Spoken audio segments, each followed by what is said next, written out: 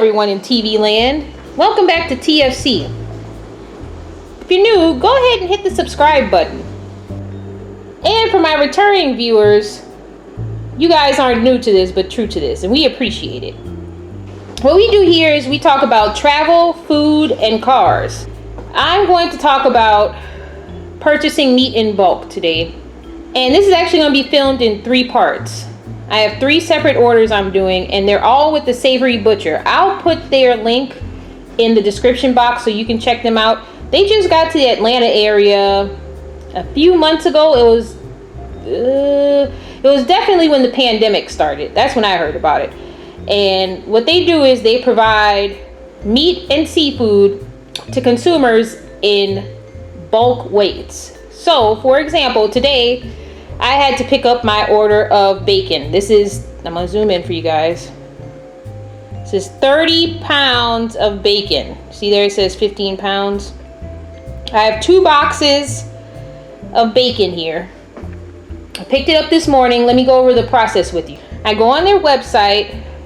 They'll tell me how much the bacon is. In this case, in our area, it was $3.99 a pound. And that was for 30 pounds. They had a 15-pound option. It was a little more, like $4 and some change. But I have a deep freezer, so I said, let me go on and buy the 30 pounds and just deep freeze that for later use.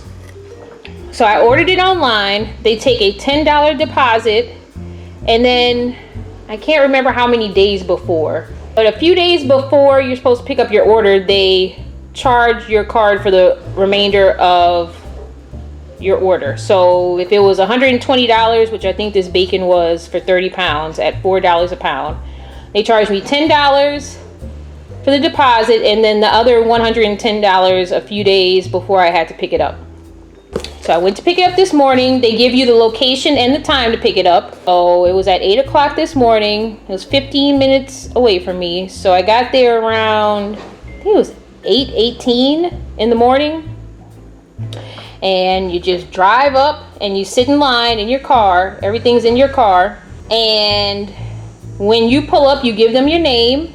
You open up your trunk, and they put the food in and close your trunk, and you're good to go. That whole process from me getting in line to my trunk closing was 11 minutes. And I've ordered from them 4 times now. This is my 4th time. I've never sat in line waiting for my meat longer than 15 minutes. So they are very good about that. Let's see, what else do you need to know? This is my 2nd time ordering the bacon. And it comes like this. Each box, as you saw earlier, this is from Farmland. I guess that's the manufacturer. 15 pounds.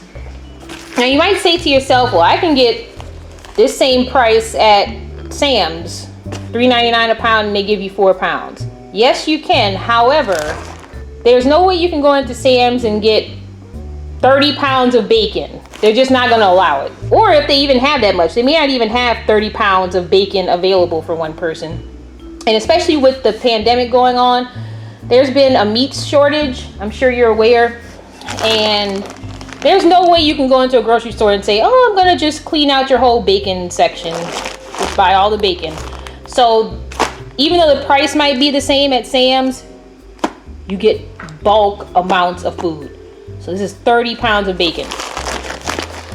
All right, so I've opened up the bag, and let me also mention, when I got it this morning, it was partially frozen, and I think that's to keep your items cold in case you have to travel a longer distance. I only had to travel 15 minutes up the street, but if I had to travel an hour or so, I wouldn't want warm bacon by the time I got home. I do appreciate that they do try to freeze it a little, so that way your meat doesn't thaw on you on your way home.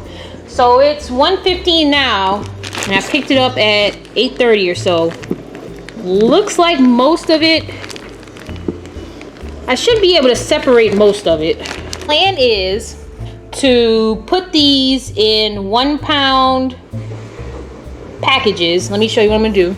I have here my handy dandy food scale. So I'm just gonna weigh out 1 pound of bacon here.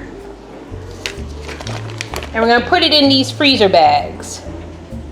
And It won't be 1 pound exactly, so some bags might have a little more than others, but it's gonna be easy to freeze, and when I'm ready and I just need 1 pound of bacon, I can just pull out 1 package as opposed to having to thaw however many pounds of bacon that might be.